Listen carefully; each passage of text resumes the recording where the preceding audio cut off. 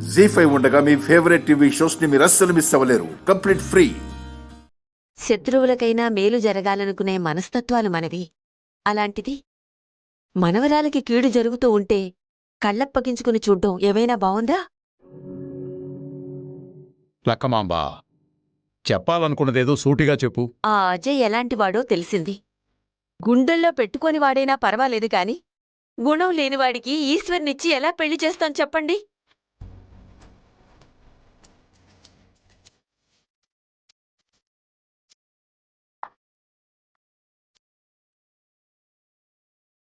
అమ్మ చెప్పింది నిజం నాన్న. ఒక ఆడపిల్ల ఆస్తి లేకపోయినా ఆనందంగా బతుకుతుంది, కానీ అవమానించేవాడికి భార్యగా బతకడం మాత్రం చాలా కష్టం.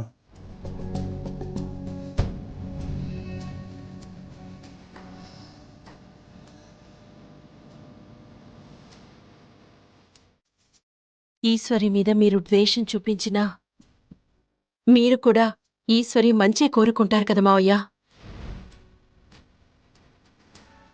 అవును నాన్న, తగని వాడిని, తన కాలి గోటికి కూడా పనికిరాని వాడిని తెచ్చి ఈశ్వరి గొంతు కోయాలనుకోవటం భావ్యం కాదని నాకు కూడా అనిపిస్తుంది.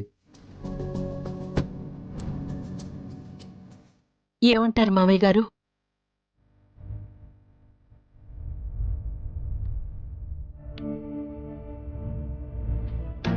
చెప్పండి. మీరు కూడా దాని బతుకు బావుండాలనే కదా కోరుకుంటారు? మీ నిర్ణయం కోసం మేమంతా ఎదురు చూస్తున్నాం నాన్న. ఈ సంబంధం వద్దని చెప్పండి. చెప్పండి.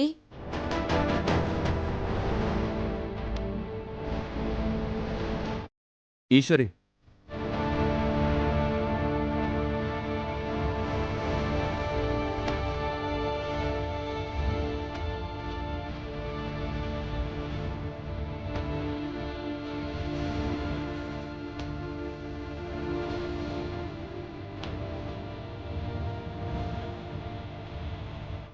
ఈశ్వరి, నీతో కొంచెం మాట్లాడాలి. ఇంకా ఏం మాట్లాడాలి బాబు? నువ్వు చెప్పేది అది విన్నది చాలు. నువ్వు చేసిన ఘనకార్యాలు, ఈశ్వరి పొందిన అవమానాలు చాలు. అదేంటి కామాక్షి అలానేస్తున్నావు? రేపో మాపో ఏకమయ్యేవాళ్ళు అప్పుడే వేరు చేసి మాట్లాడుతున్నావేంటి? ఏకం చేద్దామనే ఆలోచనలు, అభిప్రాయాలు ఇక్కడెవరికీ లేవు కాబట్టి.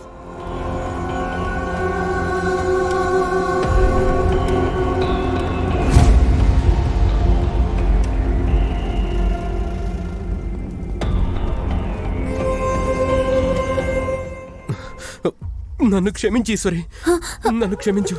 అయ్యో లేవండి.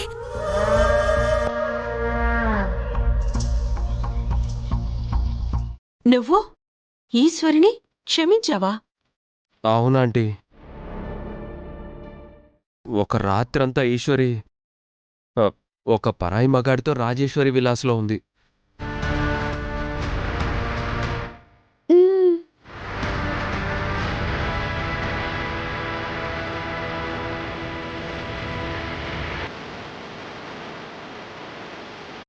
మరొకరెవరైనా ఇది తెలిసి పెళ్లి చేసుకుంటారా?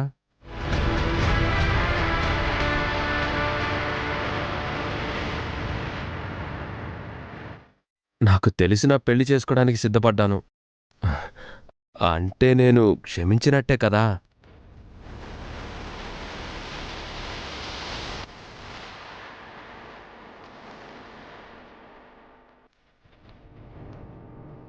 ఒక అబ్బాయితో నిశ్చితార్థం అయిపోయింది, ఇంకొక అబ్బాయితో రాత్రంతా హోటల్లో ఉంది. ఇలాంటి వార్తలన్నీ బయటకొస్తే పాపం ఈశ్వరి జీవితం ఏమైపోతుంది? అందుకే నేను క్షమిస్తున్నాను.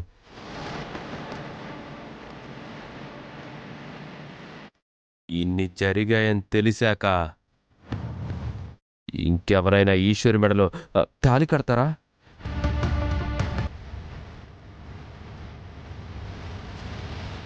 అందుకే నేను క్షమించేసి నేనే పెళ్లి చేసేసుకుంటా.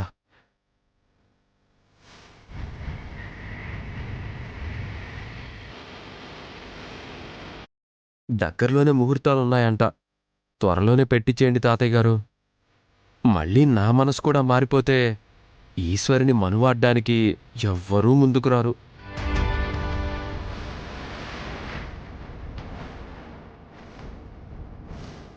పదమ్మా, ఇక వెళ్దాం.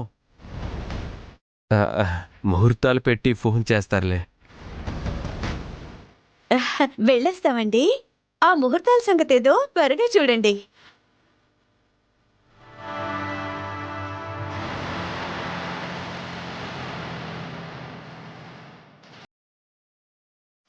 పద అజయ్, వెళ్దాం.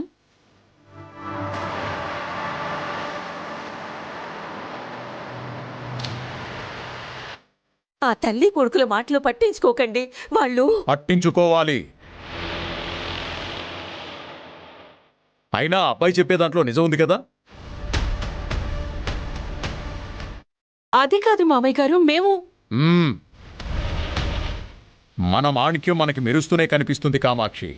అవతల వాళ్ళకి మాత్రం ఆ మెరుపులు కూడా మరకల్లాగే కనిపిస్తుంటాయి.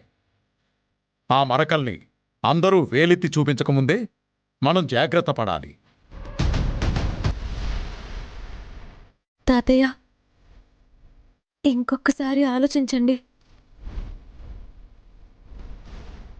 ఆ అజయ్ చెప్పింది నిజం. అన్నీ తెలిసినవాడు కాబట్టి అర్థం చేసుకుని పెళ్లి చేసుకుంటాడు. మరింకొకళ్ళైతే తన మీద పడ్డ ఆ మచ్చల్ని చెరిపి చూపించాలి. అది ఈ జన్మలో కాని పని. అయితే ఇప్పుడేమంటారు? ఈశ్వరికి అజయ్కి పెళ్లి ఖాయం అంటున్నాను.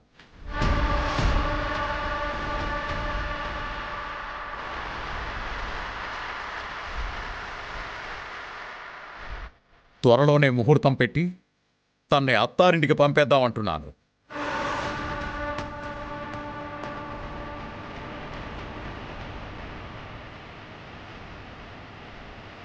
జీ5 యాప్ డౌన్లోడ్ చేసి అన్ని ఎపిసోడ్స్ పూర్తి ఉచితంగా చూడండి.